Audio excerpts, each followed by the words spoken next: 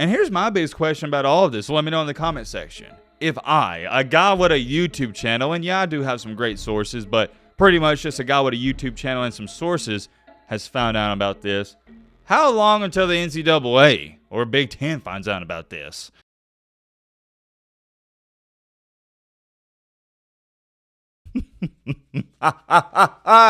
Guess who found out some more information? Your boy Matt. And I'm going to use the same reference I did in the video yesterday where we talked about this situation, and all this goes hand in hand. If you didn't see yesterday's video and you're just watching this one, you got to watch yesterday's video for all the context in the world. But anyways, like I was saying, I feel like Tobey Maguire when he turned into the Black Spider-Man. This has got to be what power feels like. I know some dark and secretive information that could single-handedly destroy and take down this Michigan football program. I'll put it to you like this. If you could just see half, or not even half, 1/8 of the messages that have been sent to me by former Michigan recruits and current Michigan recruits, it'd blow your mind. Unfortunately, yet again, just like in yesterday's video, I got to make this clear. I can't show you. I wish I could, but so many people get in trouble, including myself. These said recruits would get in trouble, and it'd just be a big mess, and at that point in time, we're taking things way too far. And also, to protect myself, I'm going to say this at the very beginning of this video, Michigan, if you try to come after me, this is for entertainment purposes only. This is a story. It could be true or it could not be true. Who knows? At the end of that statement, just imagine I'm sending you a winky face emoji. Do what you want with that information. I got to protect myself, so I will say it again. This is for entertainment purposes only. I'm getting overwhelmed just trying to think of where I should even start with all of this. We'll start out here. Yesterday, on Thursday, if you haven't seen that video, go check it out. But what did I tell you guys? Within the past 4, 5, 6 days, I've had multiple, not just one, not two, but I've had about 4, 5, 6 ex-Michigan recruits and current Michigan recruits tell me some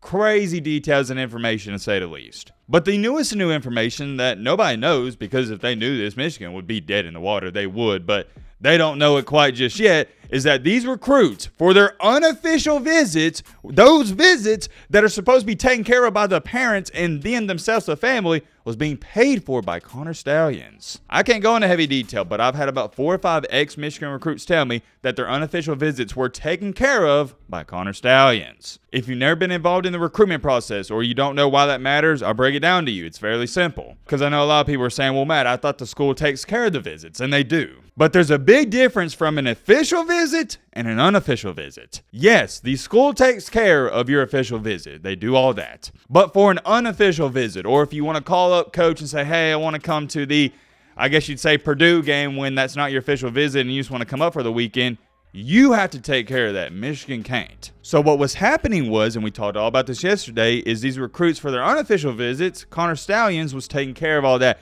buying them food, buying their hotel, and just stuff like that. With that being said, I didn't even talk about this or address it. It's not like Connor Stalions was dishing out tens of thousands of dollars to do this. For example, I had one of the guys tell me he just paid for his food that day or that weekend he was up there. Like gave him $100 for a little food money, a little something light. Which, on the grand scheme of things, it's not a big deal. We're talking about $100, but here's the problem. It's still breaking the rules. You can't do that, and that's the problem. And a little foreshadowing here, that goes hand in hand with what we're about to talk about in just a second. Now, the other thing we talked about in yesterday's video, and I wish I found out some more information about this, but I haven't, is that I've been told by sources that Connor Stalions has a side business. This source that told me that is a friend of a family member, and he wouldn't go into detail. He wouldn't even tell me what the side business was. He just told me, Matt, he's got a side business. And remember, before that source reached out to me, and this is where things really add up, at least in my humble opinion, these said recruits, when I asked them, okay, if you don't mind me asking, how do you think he was paying for all this? They said no comment, and I can't go into any more detail. I think we can all agree. That's a little fishy.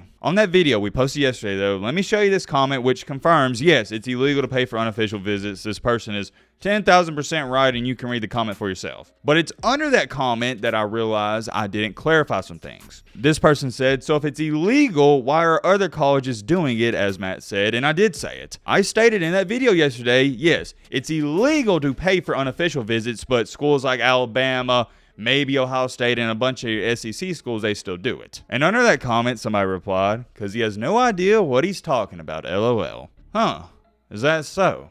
Well, let me break this down to you. You can go back and watch the video. I'm not going to replay a clip because there's no point. I remember. Now, you can go back and watch the video. I'm not going to replay a clip because there's no point. When I said, yeah, Michigan doesn't pay for unofficial visits, but schools like Alabama, Georgia, and Auburn, and all these SEC schools, they do it, I didn't say it wasn't illegal. So I know what you're sitting there saying. Well, Matt, what are you trying to say? And you know what I'm trying to say. I'll give you 2 quick examples of what I'm talking about here. I had 2 buddies I grew up playing basketball with. One of them I was really good friends with. His name was Kyra Lewis. Look him up. He was a point guard for Alabama, and he got drafted in the NBA lottery a couple years ago. Kyra Lewis is from Northern Alabama, just like myself, and my other buddy was John Petty Jr. Me and John Petty weren't really the bestest of friends because he was a little bit older than me, but we did play basketball a little bit, and we had I guess you'd say it was more of a mutual relationship because he was friends with Kyra and I was friends with Kyra, so we hung out a little bit. And coming out of high school, John Petty was like the best thing since sliced bread in Alabama. He was a 5-star recruit. Kyra, I can't remember, depending on what website you look, I think it was a 4-star. But anyways, the point is these were 2 guys I played ball with. And both of them were recruited heavily by Alabama and all these other SEC schools. And I can't speak for up north. I don't know how the Big Ten is, but anytime they wanted to go visit Alabama,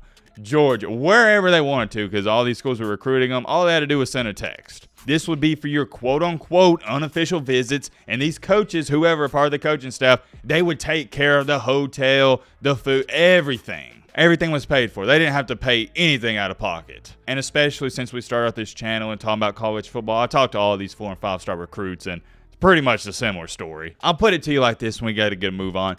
If you tell a coach, man, I'd love to come down for an unofficial visit this weekend, but I don't know if we can afford it, they'll make it happen. Trust me. Granted, like I said, I ain't told you one time that it's legal. It's illegal. But at Alabama, we gonna make it happen. And we also gonna give you a Dodge Challenger while we're at it. I mean, come on now. This is a known fact. Y'all ain't never thought it was weird that all of these 4- and 5-star recruits that go to Alabama and in the next year they got brand new Camaros? Come on, man. And this is a different video for a different day because we could go deep down this rabbit hole because I know what some of you may be saying. Well, Matt, how does Alabama get away with giving all these 4- and 5-star recruits brand new cars? Guess what, my friend?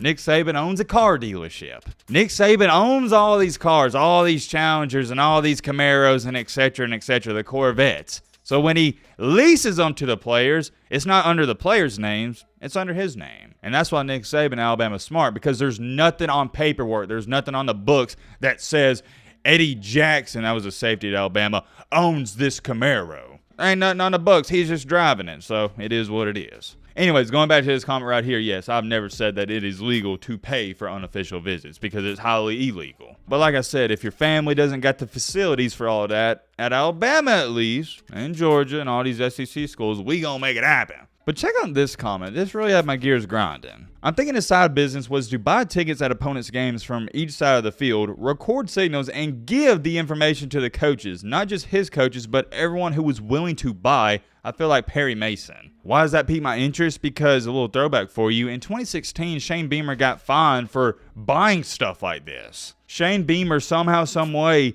obtained illegal, I think it was like game plan footage or gameplay footage, something like that. I can't remember the exact details, but you get the point. Shane Beamer was fined for buying something like this. What am I trying to say here? Shane Beamer was buying illegal information. You get the point. Why is that important to our situation? Because remember, Connor Stalions, he scouted Tennessee before they played South Carolina. And then in the Tennessee-South Carolina game, the South Carolina players were wearing wristbands, and they never wore wristbands all season long. And as we all know, and as we all remember, South Carolina beat Tennessee. Interesting, to say the least. Was that the side business? Who knows? With all that crazy stuff being said, and I know it was a lot, so thanks for sticking with me, I've had a few recruits tell me that old Connor Stalions here was giving them some guap. Why did I say guap? I could have just said money. I don't know. But you get the point. He was giving them some money. And what was really weird about this situation, and I couldn't wrap my brain around it as to why he would even do this, but these players and recruits that were telling me Connor Stalions was paying them,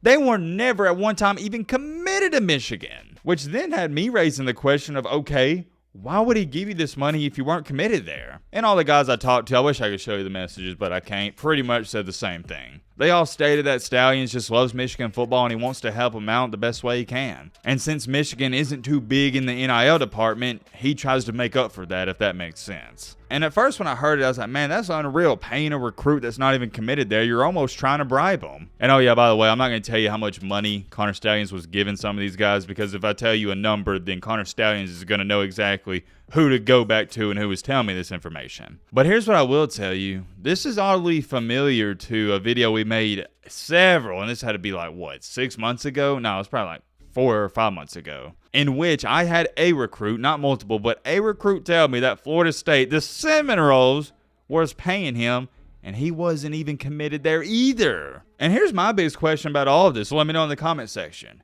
If I, a guy with a YouTube channel, and yeah, I do have some great sources, but pretty much just a guy with a YouTube channel and some sources has found out about this, how long until the NCAA or Big Ten finds out about this? And it goes back to this. I feel like the Black Spider-Man just knowing this information because it feels good. I got a dark secret, but it also doesn't feel good. It's just a Black Spider-Man. If you know, you know. Shouldn't feel good, but at the same time, it does feel good. You got to think about it like this. If I have found out about this and I have receipts, I'll put it to you like this. If I showed some of these messages and receipts and I put them on the internet and on YouTube, it would destroy Michigan football. It'd be some of the craziest evidence out there. It would be. And unfortunately, I divert back to this. I can't show you. I know, I'm sorry. I wish I could, but you have to understand why I can't. It's insane, man. It is absolutely insane. And also today, guess what? More layers of the onion are being peeled back. Check this out. Purdue's head coach, who by the way plays Michigan in this upcoming week, has stated there's video evidence. We know for a fact that they were at a number of our games, so we've had to teach our guys a new language in terms of some signals. Michigan, why are you scouting Purdue? They suck. And for Purdue, listen up, buddy. It didn't matter if Michigan knew your signals or not. As far as it goes from a football standpoint, they're going to beat you bad. Didn't want to share that, though, because I guess that's somewhat breaking news, and it's got a lot of people talking about it. I also heard this. What do y'all think about this? What if Purdue said, you know what, since Michigan, they know our play calls and signals, we're not going to play the game? What if that happened? What if teams just started protesting against Michigan? We're like, we're not playing them until the Big Ten does something about it. That'd be crazy, but that's a different video for a different day. I am curious. Let me know your thoughts on all this down below. But, Roman!